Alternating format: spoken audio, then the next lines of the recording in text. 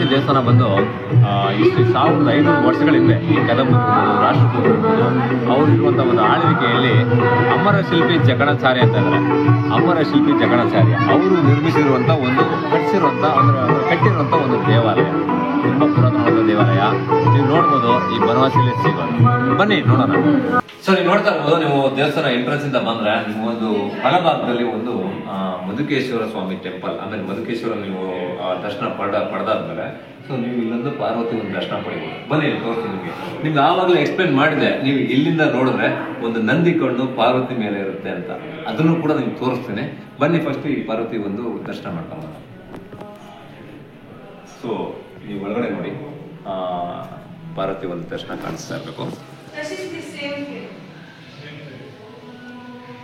So ಹಾಗೆ ಇಲ್ಲಿಂದ ನೋಡಿ, ಈ ಥರ ನೋಡಿದ್ರೆ ಪ್ರತಿಯೊಂದು ಕಲ್ಲುಗಳಿರ್ಬೋದು, ಒಂದು ಇತಿಹಾಸನೇ ನಿಮಗೆ ಸೃಷ್ಟಿಯಾಗುತ್ತೆ ಬ್ರೋ. ನೋಡಿ ಇಲ್ಲಿ ಇದೆಲ್ಲ ನೋಡ್ಕೊಳ್ಳಿ. ನಿಮ್ಮದು ಈ ಒಂದು ಕಲ್ಲು 2ನೇ ಶತಮಾನದಂದರೆ ಹೆಂಗಿರುತ್ತೆ ನೋಡ್ಬೋದು. ಪ್ರತಿಯೊಂದು ಡಿಸೈನ್ಗಳು ನೀವು ನೋಡ್ತಾ ಇರ್ಬೋದು. ಇಲ್ಲಿ ಮೇಲೆ ಇರ್ಬೋದು, ಇಲ್ಲಿ ಕೆಳಗಡೆ ಇರ್ಬೋದು, ಪ್ರತಿಯೊಂದು ಡಿಸೈನ್ಗಳು ಆಗಿನ ಕಾಲದಲ್ಲಿ 2ನೇ ಶತಮಾನದ ಬ್ರೋ.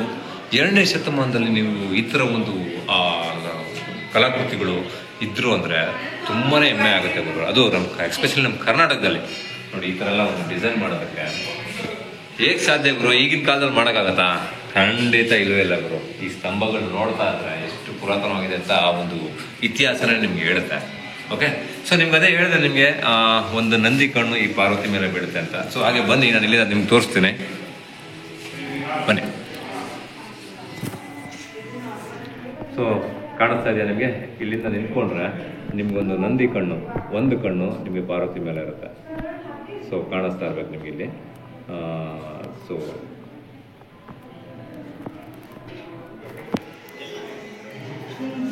ಸೊ ಕಾಣಿಸ್ತಾ ಇದೆಯಲ್ಲ. ಸೊ ಆ ಒಂದು ವಿಶೇಷತೆ ಆಗಿನ ಕಾಲದಲ್ಲೇ ಗುರು, ಅದು ಯಾವ ಥರ ಆ ನಂದಿ ನಿರ್ಮಿಸಬೇಕಾದ್ರೆ ಆ ಒಂದು ಕಣ್ಣು ಇರ್ಬೋದು ನೋಡಿ.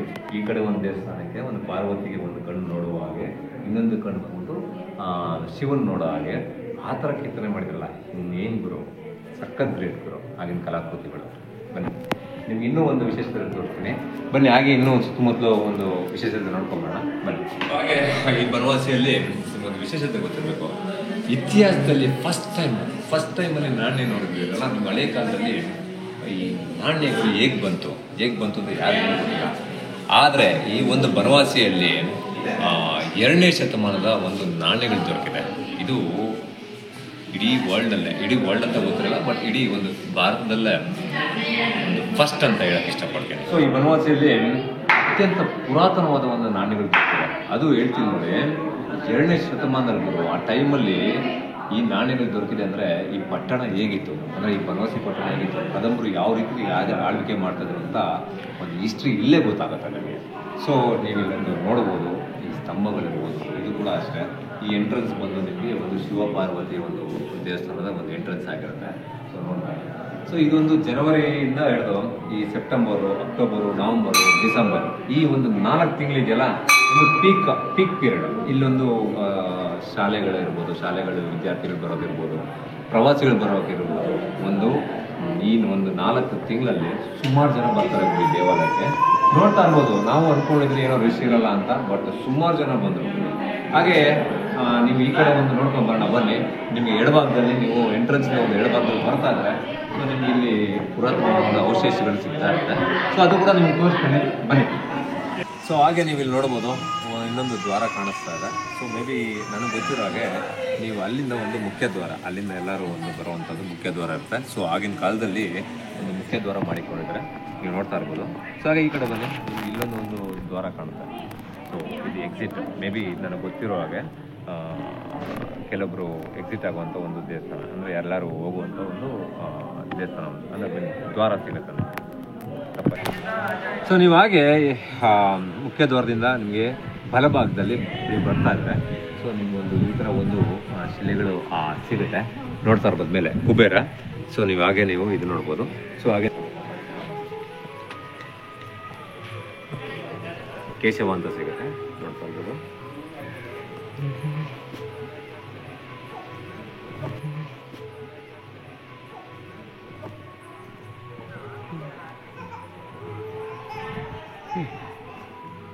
ನೋಡ್ತಾ ಇರ್ಬೋದು ಈ ಬನವಾಸಲ್ಲಿ ಆದಿಶೇಷ ಅಂತ ಇದೆ. ಈ ಆದಿಶೇಷ ಬಂದು ಈ ಪುರಾಣಗಳಲ್ಲಿ ಈ ಬ್ರಹ್ಮಾಂಡದ ಎಲ್ಲ ಗ್ರಹಗಳನ್ನು ಒತ್ತಿರ್ತಾರಂತ ಒಂದು ನಂಬಿಕೆ. ನೋಡ್ತಾ ಇರ್ಬೋದು ನೀವು ಆದಿಶೇಷನ.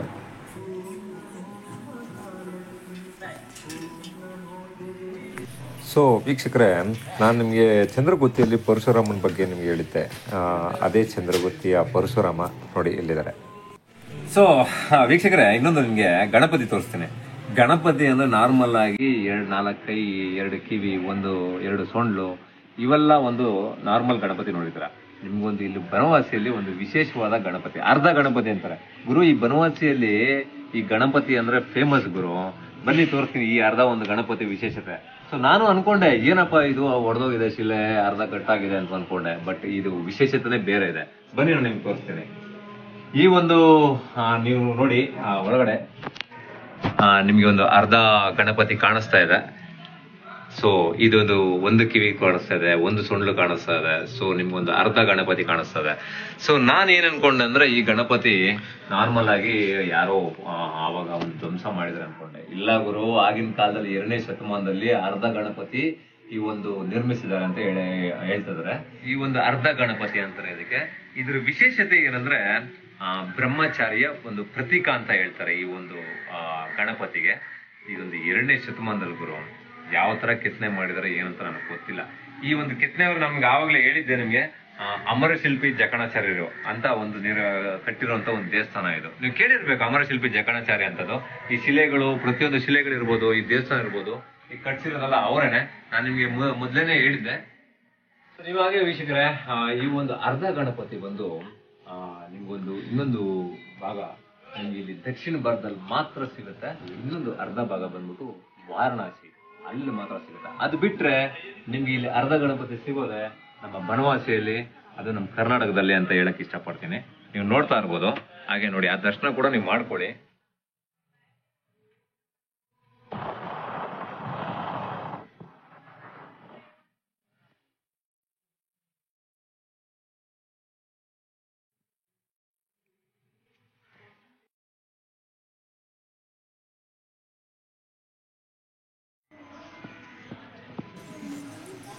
ಸೊ ನೀವಾಗೆ ನೋಡ್ಬೋದು, ಇಲ್ಲೊಂದು ಬಸವಲಿಂಗೇಶ್ವರ ಅಂತ ಸಿಗುತ್ತೆ. ಒಂದು ದರ್ಶನ ಕೂಡ ಮಾಡ್ಬೋದು. ಇಲ್ಲೂ ಒಳಗಡೆ ಕೂಡ ಲಿಂಗು ಇದೆ.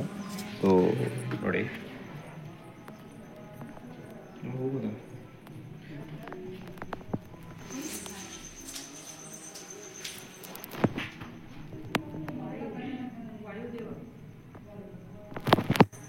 ಸೊ ನೀವು ಹಾಗೆ ನೋಡ್ತಾ ಇರ್ಬೋದು. ಸೊ ಆ ಕಳಸ ಬಗ್ಗೆ ಒಂದು ನಿಮಿಷ ಒಂದು ಹಿಸ್ಟ್ರಿ ಇದೆ. ಸೊ ನಿಮಗೊಂದು ಹಿಸ್ಟ್ರಿ ತೋರಿಸ್ತೀನಿ ಕೂಡ. ಆವಾಗ ಕೂಡ ಆ ಕಳಸ ಏನಕ್ಕೆ ನೋಡಬೇಕು ಅನ್ನೋದಕ್ಕೆ ಹೇಳ್ತೀನಿ. ಸೊ ಹಾಗೆ ಬನ್ನಿ.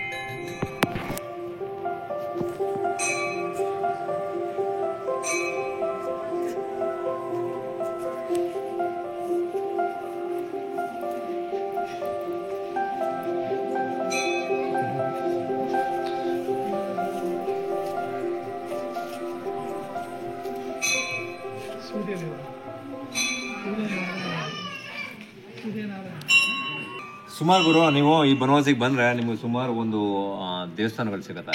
ಕೆಲವೊಂದು ದೇವರುಗಳನ್ನ ಗರ್ಭಗುಡಿ ನೋಡಿ ಥರ ಮಾಡಿಟ್ಟಿರ್ತಾರೆ. ನೀವು ನೋಡ್ತಾ ಇರ್ಬೋದು. ಉಮಾಮಹೇಶ್ವರ ದೇವಸ್ಥಾನ. ಹಾಗೆ ಬನ್ನಿ, ಒಂದು ಶ್ರೀರಾಮ ದೇವಸ್ಥಾನ ಸಿಗುತ್ತೆ. ಸೊ ಅದನ್ನು ನಿಮಗೊಂದು ದರ್ಶನ ಕೂಡ ಮಾಡಿಸ್ತೀನಿ. ಸೊ ಬನ್ನಿ, ನೋಡ್ತಾ ಇರ್ಬೋದು ನೀವು. ಸೊ ಇದೊಂದು ವೆಂಕಟರಮಣ ದೇವಸ್ಥಾನ ಅಂತ ನೋಡ್ತಾ ಇದ್ದೀರಾ.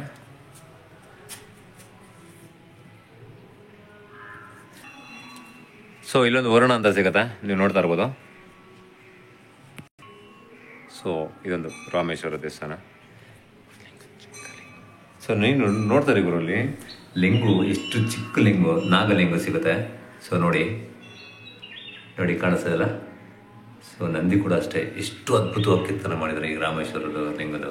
ಸೊ ನಿಮ್ಗೆ ಇಲ್ಲೊಂದು ಲಕ್ಷ್ಮೀ ನರಸಿಂಹಸ್ವಾಮಿ ಟೆಂಪಲ್ ಅಂತ ಸಿಗುತ್ತೆ, ನೀವು ನೋಡ್ಬೋದು. ಲಕ್ಷ್ಮೀ ನರಸಿಂಹ. ಓಕೆ ಬನ್ನಿ ಹೊರಗಡೆ ಹೋಗೋಣ.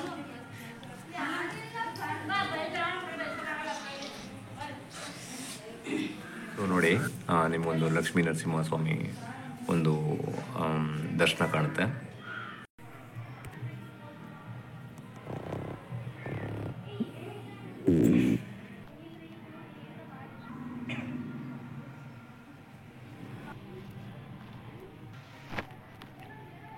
ಸೊ ಸೊ ಹಾಗೆ ವೀಕ್ಷಕರೇ, ಬಳ್ಳಿಗಾವಿಯಲ್ಲಿ ಕೇದಾರೇಶ್ವರ ದೇವಸ್ಥಾನ ನಿಮ್ಗೆ ತೋರಿಸಿದ್ದೆ ಲಾಸ್ಟ್ ವಿಡಿಯೋದಲ್ಲಿದೆ ನೋಡಿ, ಇದೆ ಅದು ಕೇದಾರೇಶ್ವರ. ಸೊ ಹಾಗೆ ಬರ್ತಾ ಇದ್ರೆ ನೀವು ಇಲ್ಲೊಂದು ಮರ ಕಾಣಿಸುತ್ತೆ, ನೀವು ನೋಡ್ತಾ ಇರ್ಬೋದು. ಈ ಮರದಲ್ಲಿ ಏನಂದರೆ ವಿಶೇಷತೆ ಏನಂದರೆ, ಅಲ್ಲಿ ನೀವು ರೆಂಬೆ ಕೊಂಬೆ ಎಲ್ಲ ನೋಡ್ತಾ ಇದ್ರೆ ಯಾವುದೋ ಒಂಥರ ಶಿಲೆಗಳ ಥರ ಕಾಣಿಸ್ತಾ ಇದೆ. ಈ ಮರದ ಹೆಸರು ನನಗಂತೂ ಗೊತ್ತಿಲ್ಲ ಗುರು, ಆದರೆ ನೋಡೋಕ್ಕಂತೂ ತುಂಬ ಒಂದು ಆಶ್ಚರ್ಯ ಆಗ್ತಾ ಇದೆ. ನೋಡ್ತಾ ಇರ್ಬೋದು ಇಲ್ಲೊಂದು ಯಮ್ಮ, ಯಾವಾಗ ಬಂದು ಯಾರು ನಿಂತಾಕೊಂಡು ಹೋಗ್ತಾರೋ ಗೊತ್ತಿಲ್ಲ. ಸೊ ಹಾಗೆ ವೀಕ್ಷಕರೇ, ನೀವೊಂದು ವಿಶೇಷವಾಗಿ ಇಲ್ಲೊಂದು ಕಲ್ಲಿನ ಮಂಟಪ ನೋಡ್ಬೋದು, ಅಂದರೆ ಕಲ್ಲಿನ ಮಂಚ. ಇದು ಏನಂದರೆ ಈ ಗಿಳಿಗಳಿರ್ಬೋದು, ಒಂದು ಇದರಿಂದ ಇರ್ಬೋದು ನೋಡಿ, ಇಲ್ಲಿ ಗಿಳಿಗಳು ಕಾಣಿಸ್ತಾ ಇದೆಯಾ. ಸೊ ಈ ಒಂದು ಗಿಳಿಗಳಿಂದ ಒಂದು ಅಲಂಕೃತವಾಗಿರುತ್ತೆ. ಸೊ ಈ ಒಂದು ಕಲ್ಲು ಬಂದ್ಬಿಟ್ಟು 1628ರಲ್ಲಿ ಸೋಂದೆಯ ರಾಜ ಕೊಟ್ಟಿರ್ತಾನೆ. ನೀವು ನೋಡ್ತಾ ಇರ್ಬೋದು.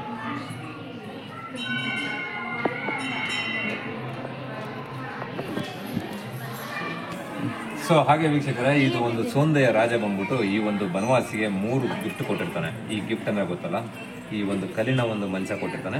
ಹಾಗೆ ನೀವು ತ್ರಿಲೋಕ ಒಂದು ಇದು ನೋಡ್ತಾ ಇದ್ದೀವಿ, ಮಂಟಪ ನೋಡೋಲ್ಲ, ಅದನ್ನು ಕೊಟ್ಟಿರ್ತಾನೆ. ಮತ್ತು ಹೊರಗಡೆ ಇರೋಂಥ ಒಂದು ರಥ ಕೊಟ್ಟಿರ್ತಾನೆ.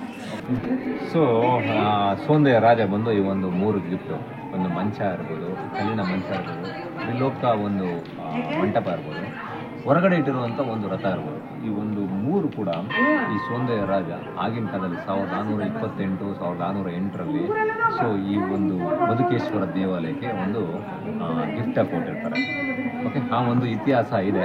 ಬನ್ನಿ ಹಾಗೆ ನಂದು ಇನ್ನೂ ಒಂದು ಸ್ವಲ್ಪ ಇದೆ, ಒಂದು 4 ಗಂಟೆ ನಿಮ್ಮ ಹತ್ರ ಹಾಗೇನೆ ಮಾತಾಡಿಕೊಂಡು ನಾನು ಕೂಡ ಹೊರಡ್ತೀನಿ, ಲೇಟ್ ಆಗ್ತದೆ. ಬನ್ನಿ ವೀಕ್ಷಕರೇ, ನೀವು ನೋಡ್ತಾ ಇರ್ಬೋದು ಚಂದ್ರಕೇಶ್ವರ ಒಂದು ಲಿಂಗ ಕಾಣಿಸ್ತದೆ. ಸೊ ಈ ಲಿಂಗದ ವಿಶೇಷತೆ ಏನಂತ ಹೇಳಿದ್ರೆ, ಈ ಚಂದ್ರಕೇಶ್ವರನು ಒಂದು ಜಪಕ್ಕೆ ಕೂತಿರ್ತಾನೆ. ಸೊ ಭಕ್ತಾದಿಗಳು ಬಂದಿದ್ದೀವಿ ಅಂತ ಹೇಳ್ಬಿಟ್ಟು ಈ ಚಂದ್ರಕೇಶ್ವರ ಚಪ್ಪಾಳೆ ಹೊಡಿಬೇಕಾಗತ್ತೆ. ಈ ಚಪ್ಪಾಳೆ ಹೊಡಿಯೋ ಟೈಮಲ್ಲಿ ಸೊ ನಿಮ್ಗೊಂದು ನೋಡ್ಬೋದು ಇಲ್ಲಿ, ಅಂದರೆ ಈ ಚಪ್ಪಾಳೆ ಹೊಡಿದ ತಕ್ಷಣ ಇಲ್ಲೊಂದು ಗಣಪತಿಗೆ ನಾವು ಬಂದಿದ್ದೀವಿ ಅಂತ ಒಂದು ಸಾಕ್ಷಿ ವಾಪಸ್ಗಳಿದೆ. ಅದಕ್ಕೋಸ್ಕರ ಇದಕ್ಕೆ ಸಾಕ್ಷಿ ಗಣಪತಿ ಅಂತ ಹೇಳ್ತಾರೆ. ಸೊ ಈ ಸಾಕ್ಷಿ ಆದಮೇಲೆ ಸೊ ನೀವೊಂದು ಮೇಲೆ ನೋಡ್ತಾ ಇರ್ಬೋದು, ನಿಮಗೊಂದು ಕಳಸ ಕಾಣಿಸ್ತಾ ಇರುತ್ತೆ. ಈ ಕಳಸ ನೋಡಿದ್ರೆ ನಿಮ್ಗೆ ಇಷ್ಟ ಪರಿಹಾರಗಳು ಆಗುತ್ತೆ. ಮತ್ತು ನಿಮ್ಗೆ ಏನಾದರೂ ಅಂದ್ಕೊಂಡಿತ್ತು ನಿಮ್ಮದು ಅಂದರೆ ನಿಮಗೆ ಅರಿಕೆ ಎಲ್ಲ ಈಡೇರುತ್ತೆ ಅಂತ ಒಂದು ನಂಬಿಕೆ ಇದೆ. ಸೊ ಇಲ್ಲಿ ಬಂದರೆ ಖಂಡಿತ ಇದೊಂದು ನೀವು ಮಾಡ್ಕೊಂಡು ಹೋಗಿ.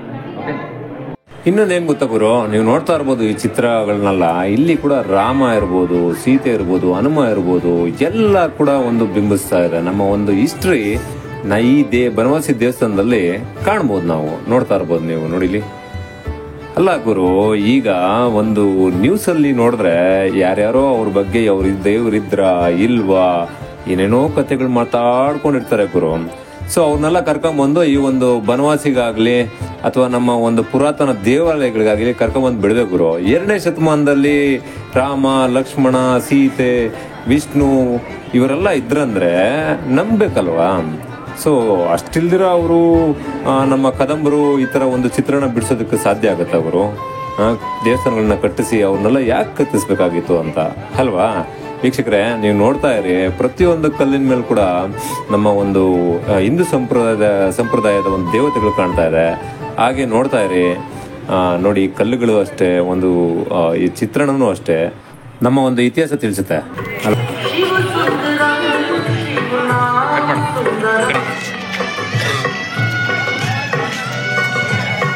ಸೊ ವೀಕ್ಷಕರೇ, ನಾನು ಆಗಲೇ ನಿಮ್ಗೆ ಹೇಳಿದ್ದೆ, ಈ ಸೋಂದೆಯ ರಾಜ ಬಂದ್ಬಿಟ್ಟು 3 ಒಂದು ಗಿಫ್ಟ್ ಕೊಟ್ಟಿರ್ತಾನೆ ಅಂತ.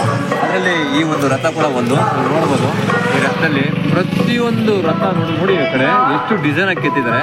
1608ರಲ್ಲಿ ನೋಡಿ ಈ ರಥನ ಈ ಒಂದು ಬನವಾಸಿಗೆ ಆ ರಾಜ ಕೊಟ್ಟಿರ್ತಾರೆ.